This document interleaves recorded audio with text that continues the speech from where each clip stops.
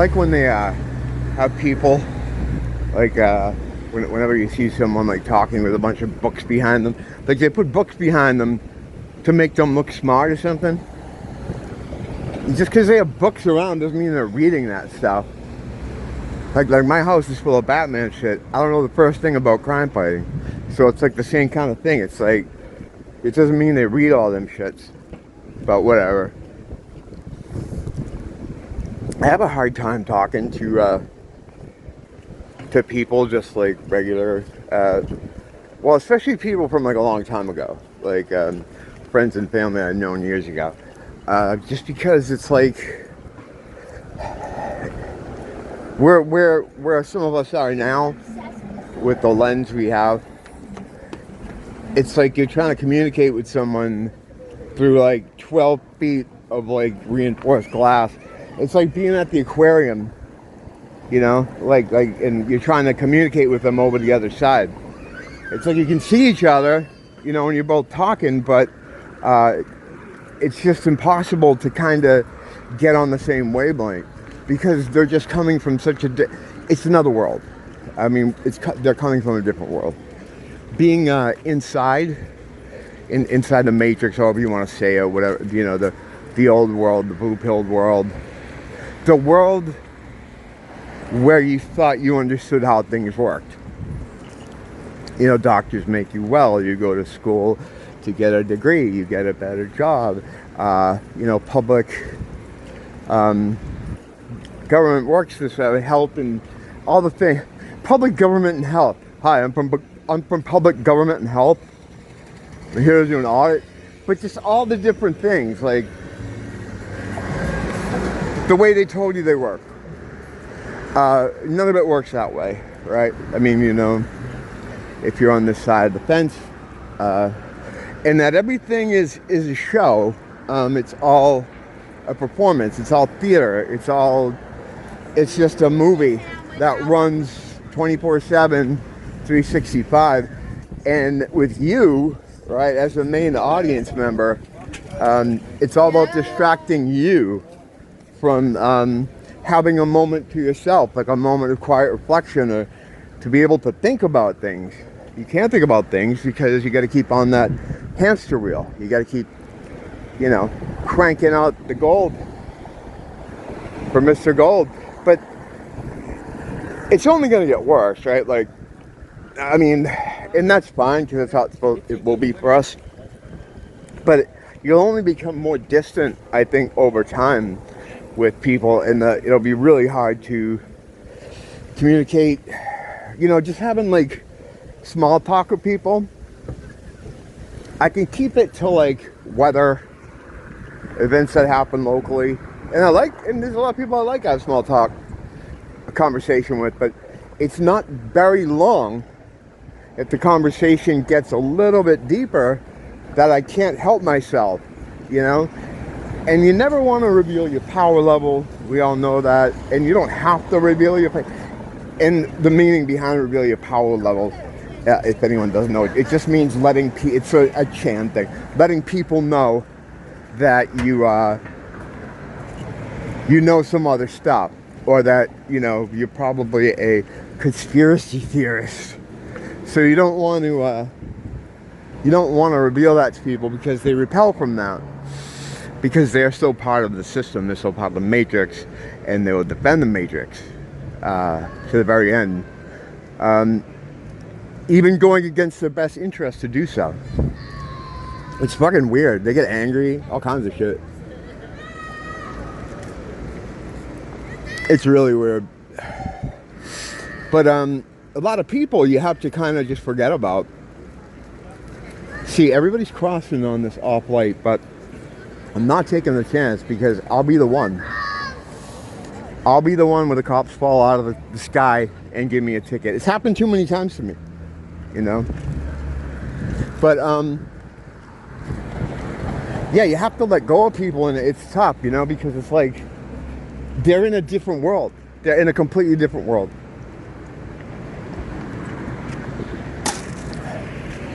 Some can't see the veil fluctuations. That's the whole thing. It's like, at first you're trying, I mean, for me anyway, I was trying to bring everybody over so that they could see, trying to show them stuff.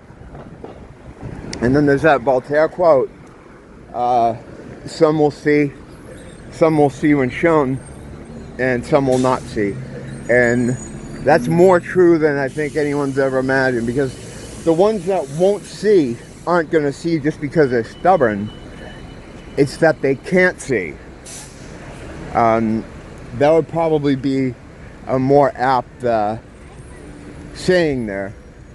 Some can see, some will see when shown, and some can't see, like, because they can't see.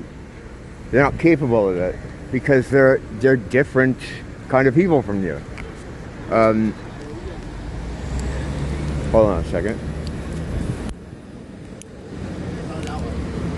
I'm not having a crisis or anything. I just had to light a cigarette. But yeah, they're just different from you. You still have to treat everybody the same way because the test here is largely behavioral. That's what you used to get scored on, mainly when this was like a school or a training ground. Some people call it was like a training ground, but I think it's more like a school, you know, learning how to do your divine stuff, whatever that is. I kind of have an idea what it is because a lot of us are experiencing it now, you know, like being able to, using, what do you call it, help me. It's the same thing they use in magic. I can't think right now. Constructs. In magic they call them,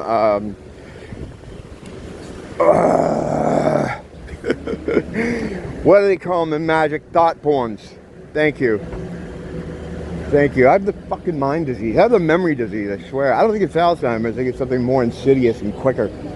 Because it's devastating to me when I'm out here trying to remember things.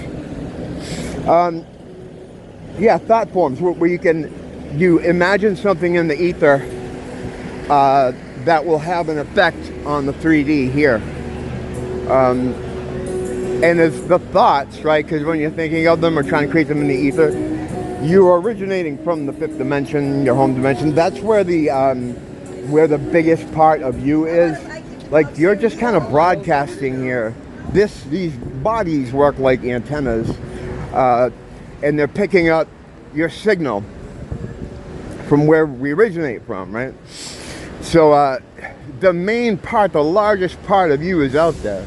You have the ability here right now to make things in the ether have a solid effect on the 3D. The fourth dimension being mainly a travel dimension where things move from third to the fifth. I don't really know anything about a lot of the others. I know a little bit about the others, but I've determined that our main situation has to do with those dimensions, and that's why I've kind of just focused on those and trying to figure out how things work, predicated on that knowledge, you know. But as far as being separated from people and not being able to connect with people, have conversations with people because of the shit, it's just the valley's going to get wider, you know, because it's going to keep getting crazier and more along this path. I mean, there's never going to be a point where it's like everything resolved. It's just not going to happen. People talk about going back to normal. It's never going back to normal. It's never going back to anything like what was called normal, and that's good. And that's a good thing. It is, though, because that all has to go, and it is going.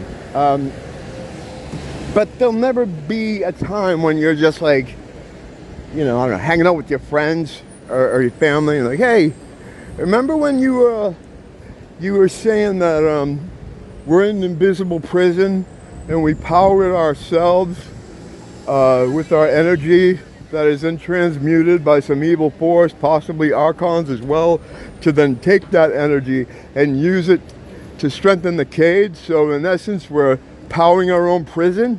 Remember that? Yeah, that was a weird week. It's like you're not. This is not going to happen. We're not going back anywhere. We can't. We can't. The fucking rooster's out of the can. You know what I mean?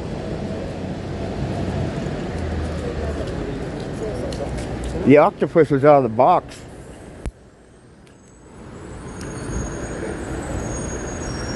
The autocrat's out of the box. I gotta go in here. I gotta go into, but yeah, anybody that's having like a, having to distance themselves from loved ones or old friends or something, just hang in there, man. Hang in there and let God kind of guide you. If they're meant to understand, then they're gonna understand.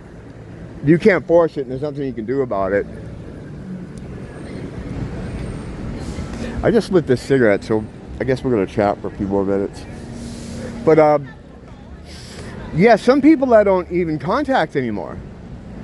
I don't, because I don't want to upset them, because I know if the conversation goes beyond, I don't know, 5 minutes, they're gonna say something that's gonna fucking trigger me. Like, oh, did you see this? And I'll say, yeah, it's all fake. What do you mean it's all fake? You know what I mean? You can't. I keep my, even with like neighbors and people in the neighborhood, and I talk to a lot of people out here that in my, you know, closer to my house anyway. It's always short. I mean, especially if I'm doing this, I can always be like, hey, how you doing? Keep walking. But even when I stop to talk to people, it's very short. It doesn't go past 5 minutes.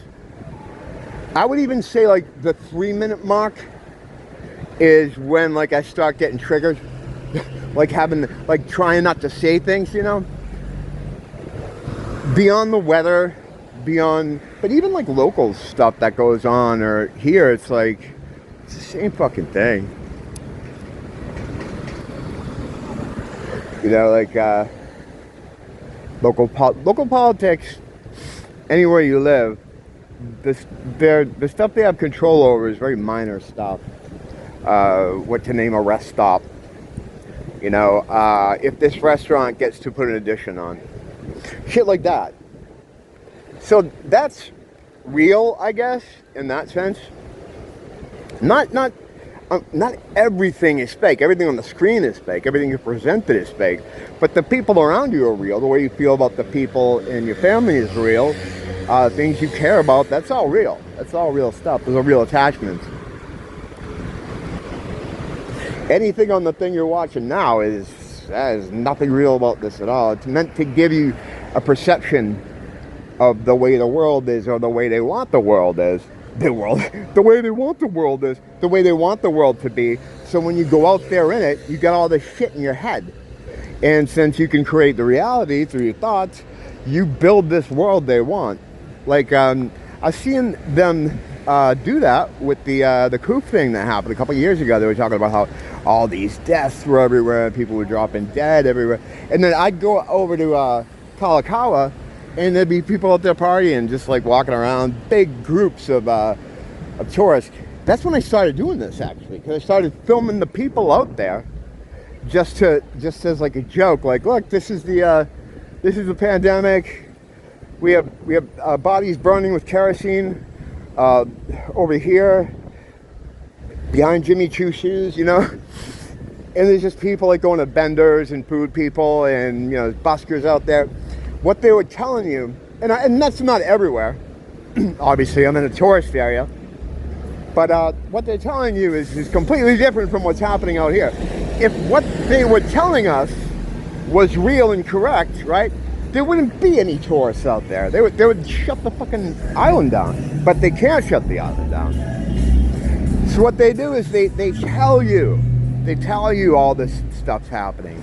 And then you get it in your head, and your head starts thinking about the lifetime of Hollywood bullshit movies you watch, where they give you bad science and horrible ideas, and have you thinking all this stuff that just isn't real.